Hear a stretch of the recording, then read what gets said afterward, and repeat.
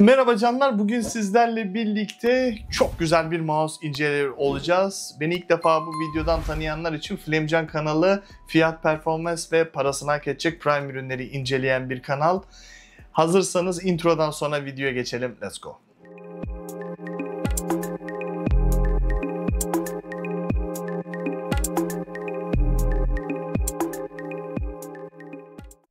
Evet canlar, bildiğiniz üzere yıl içerisinde 2025'te mouse'un son teknolojisi ne olmalı rehber niteliğinde bir video çekmiştim ve orada çok güzel bir magnezyum mouse tanıtmıştım.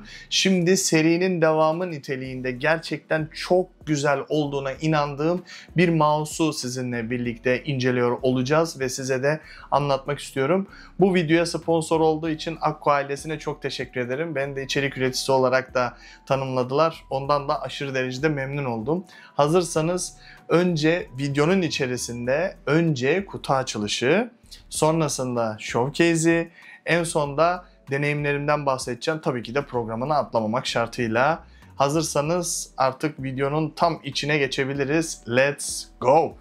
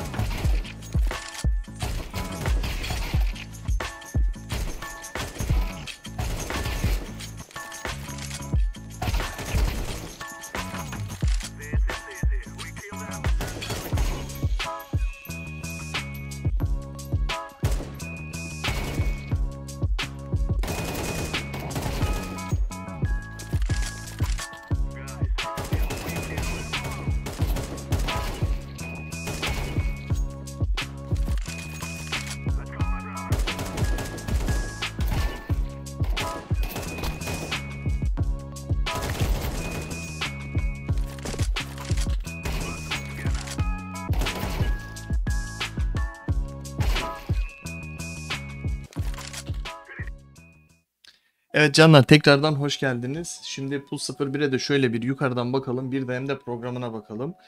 Bu arada videonun başında söylemeyi unuttum. Akko bu videoya özel Flamecan koduyla %5'lik bir indirim yapıyor. 77,5 gibi bir dolara alıyorsunuz. O da yaklaşık olarak 3100 lira. Böyle bir mouse için 3100 lira hiçbir şey, bilginiz olsun. Gelelim şimdi özelliklerine.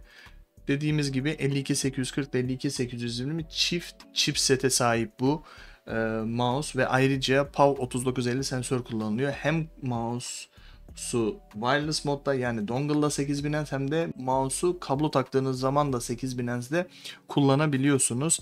En yüksek DPI aranızda 30.000 olarak karşımıza çıkıyor.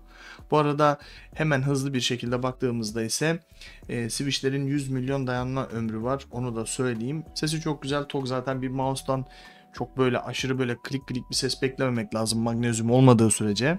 Şimdi ne demiştik? Kutu açılışında da söyledim. Aslında gösterdim orada da. Şimdi 2 adet dongle'ı var. Bir içinden çıkan 1K'lık bir dongle, bir de 8000 Hz'lik dongle'ı var. Bu ne demek oluyor?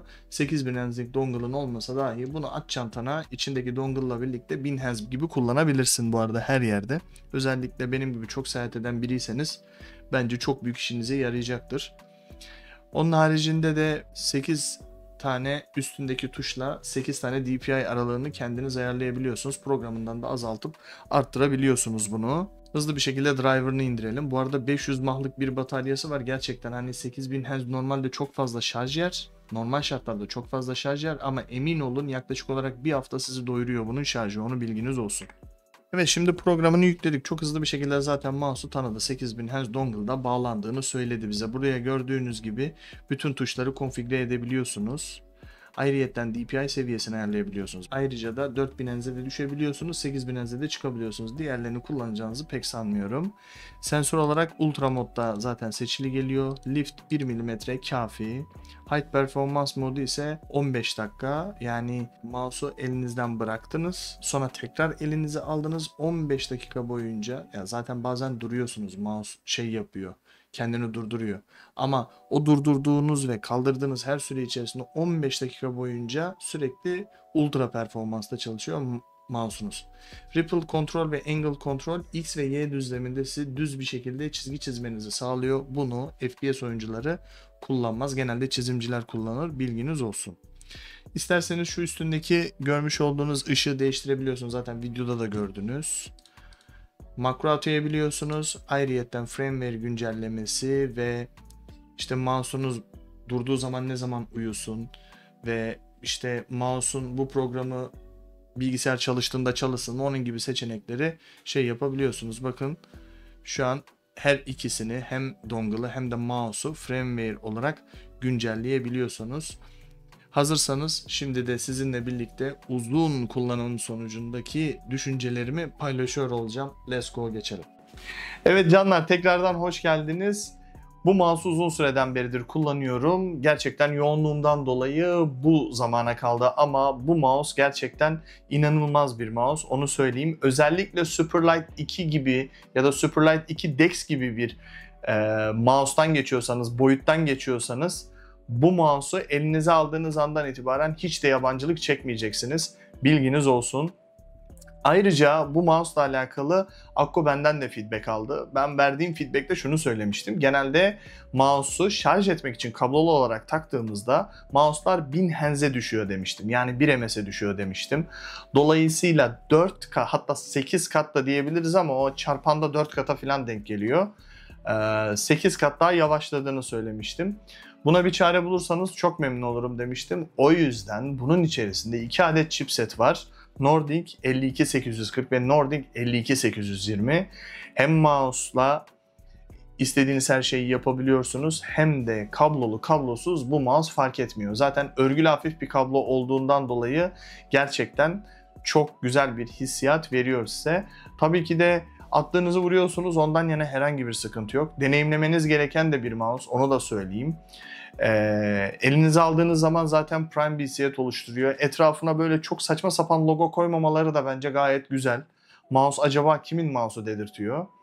Ama negatif bir şey söylemem gerekirse tabii ki de şu tarafta içine Behance bir dongle oluyor. İstediğiniz her yerde her şekilde kullanabilmeniz için bunu içine koymuşlar. Ancak işte tabii ki de bunun burada kapağının olması vesaire tabii ki de engellemiyor skatezlerin kaymasına ama ya bunun burada olmayabilirdi. Bunun burada bir gereği yok, onu söyleyeyim. Hani yanında verirsiniz. Yani ne bileyim çantada taşıyabiliriz, o ayrı bir mevzu ama ya bu burada olmayabilirdi. Onun haricinde skatezleri gerçekten çok güzel. Onu net söyleyeyim. Hani normalde genelde 2 tane skatez konulmaz. İçinden 2 tane skatez çıkıyor. Bir kendi üstünde 0 açıyorsunuz. Hem de ayrıca eridiğinde kendi skatezleri var. Ya da universal skatezle vesaire falan da kullanabiliyorsunuz. Ya da Akko'ya yazdığınızda size zaten direktman kargo ile gönderiyorlar yeni skatezleri. Gerçekten çok güzel bir çalışma olmuş. Akko ailesini tebrik etmek lazım. Tabii ki de klavyede ve diğer klavye switchlerinde kendini kanıtlamış bir firma zaten Akko. Ama mouse konusunda gerçekten çok güzel bir iş çıkarılmış. Tebrik ediyorum onları. O yüzden alanlar şimdiden attığınız headshot olsun. Başka oyunlar oynuyorsanız da umarım bu mouse size uzun solukta çok güzel işler çıkaracaktır. Şimdiden beni dinlediğiniz için çok teşekkür ediyorum. Eğer beğendiyseniz beğenmeyi, feedbacklerinizi yorum olarak bırakmayı, zildirimleri açmayı unutmayın. Ki böylelikle paylaştığım şeyden anlık olarak haber alabilirsiniz. Eğer hak ettiğimizi düşünüyorsanız, abone olursanız beni çok memnun edersiniz. Şimdiden kendinize iyi bakın. Bir sonraki videoda görüşünceye kadar adios.